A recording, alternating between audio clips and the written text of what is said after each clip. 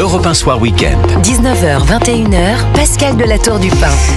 Alors je suis toujours avec les amis Olivier d'Artigol et Jules Torres dans ce studio. Je voudrais qu'on revienne un instant sur Bruno Retailleau et cette espèce de bilan à 6 mois qu'il nous a fait. Il a détaillé tous ses succès, plus d'éloignement, contrôle aux frontières renforcées, plus 202% de cocaïne saisie. Bref, là, une liste non exhaustive de tout ce qui avait été réussi en 6 mois.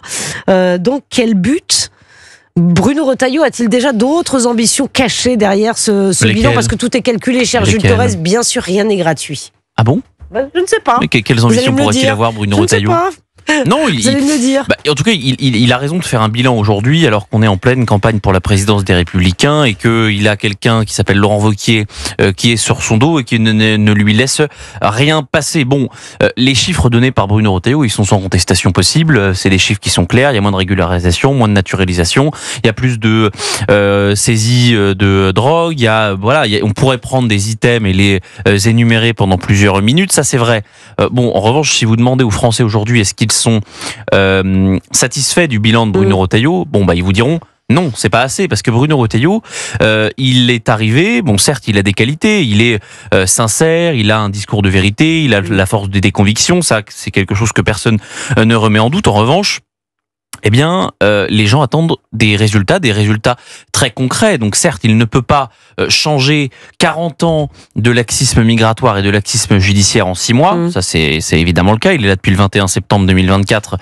Et pour changer vraiment le cours des choses sur ces sujets-là, il faut du temps. Est-ce qu'il réussira à gagner cette bataille, c'est-à-dire celle de l'opinion, celle de la communication? C'est-à-dire que quand il est parti sur les chapeaux de roue, Bruno Retailleau, est-ce que ça s'essouffle? Ça s'essouffle évidemment, puisqu'on ne peut pas utiliser les mêmes mots, il peut pas utiliser les mêmes leviers, les mêmes cordes à son arrivée. Je vous rappelle quand même qu'il y a un petit peu moins de 4 ans, un petit peu plus, on avait Christophe Castaner à Beauvau. Le gap entre Christophe Castaner et Bruno Retailleau, il vous a pas échappé qu'il était assez large. Sympa pour Christophe Castaner, si je vous écoute. C'était pas un très bon ministre de l'Intérieur, ça c'est pas grave. Mais donc, quand il est arrivé, c'est vrai que ça détonnait un petit peu. On savait qu'il avait pas tout à fait la même ligne que celle du président de la République, ni quand il a été prolongé, ni celle de François Bayrou, l'ami d'Olivier d'Artigol. Donc c'est quelque chose qu'on l'ami de Béarnais.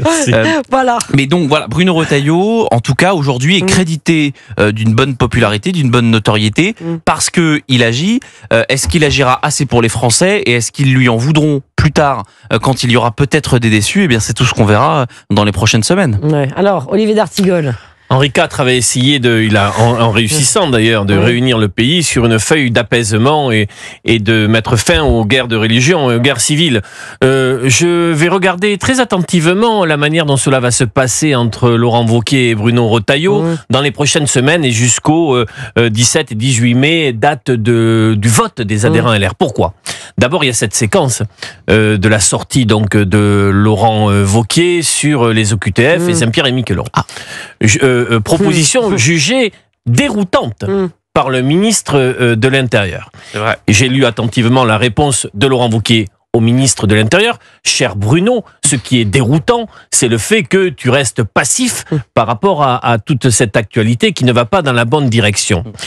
Et cela m'a rappelé que Éric Ciotti avait gagné la présidence LR sur une stratégie à droite toute, en proposant, y compris à l'époque, un Guantanamo à la française.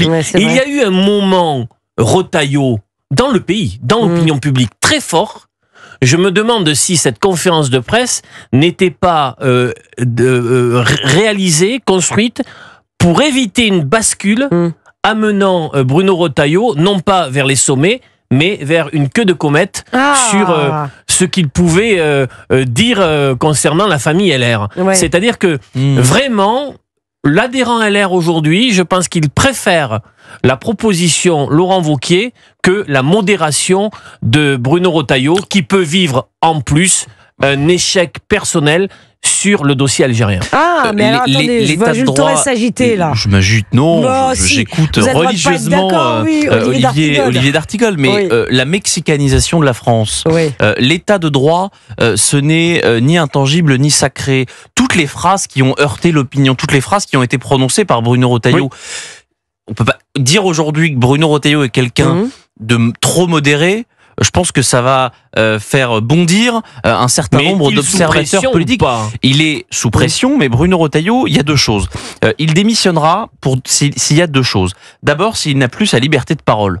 Bon, j'ai l'impression qu'il l'a toujours. Il dresse les constats qu'il a envie de dresser, quand bien même Gérald Darmanin, l'aile gauche du gouvernement ou même François Bayrou seraient en désaccord. Et la deuxième chose, c'est si il est entravé dans son action. Il savait dès le début qu'il n'y aurait pas de projet de loi sur l'immigration. Il l'a dit avant même qu'il soit renommé ministre d'État. Enfin, par François Bayrou, il disait dans le JDD que c'était pas possible. Donc ça, c'est pas nouveau. On pourrait considérer qu'il y a une petite entrave dans son action sur la question de l'Algérie. On voit bien qu'Emmanuel Macron et François Bayrou ont plutôt choisi la ligne d'Emmanuel Macron et de Jean-Noël Barrot. Mais en revanche, il n'y a pas eu d'entrave sur le narcotrafic. Il n'y a pas d'entrave sur les circulaires qu'il adresse au préfet sur les régularisations et les naturalisations. Donc, pour l'instant, il n'est pas vraiment empêché. Et c'est évidemment tout ce que souhaite faire Laurent Wauquiez, c'est de dire que Bruno Retailleau est l'otage de François Bayrou. C'est pas moi qui le dis, ce sont des mots qu'il a utilisés. Qu'il est entravé dans son action et que finalement la droite serait mieux et plus utile à l'extérieur qu'à l'intérieur, c'est le cas de le dire. Pour l'instant, en tout cas, les Français ne pensent pas comme Laurent Wauquiez. En tout cas, ce duel du haut, parce que peut-être qu'il y aura derrière un ticket, il faut voir, est apparu comme très largement dominé par Bruno Retailleau au cours des dernières semaines. Or là, le match semble beaucoup plus ouvert. Nous verrons. Ça va être comme ça jusqu'à la fin. Il est plus ouvert parce que Laurent Wauquiez récupère un peu d'oxygène à la faveur de cette superbe couverture du JDD News. C'est uniquement ce que je souhaitais vous faire dire. Après, je ne sais plus quel leader LR nous avions reçu sur ce plateau, donc je ne dirai pas son nom, mais leader qui disait... LR. Il n'y en a pas 40. Non, il n'y en a pas 40, mais je ne sais. Bon, je me demande, mais je veux pas, je donnerai pas de nom. Il disait quoi? Il disait une chose. Non, il disait la chose suivante, mais c'est que chez les LR, Laurent Wauquiez est quand même un homme proche du terrain, parce que nous on voit ça avec nos yeux vu de Paris. Il fait une campagne à la chiracienne. Il est dans les salles de chef-lieu de canton. À la fin de son exposé, il répond aux questions, puis il sert du rosé pêche. Mais ça marche. Ça marche. Il est même celui qui ferme la lumière et ferme la porte de la salle polyvalente. Voilà. Oui, il fait ça. La réalité, c'est qu'il écume les fédérations, mais il a le temps, il a un temps que Bruno Retailleau ne possède pas.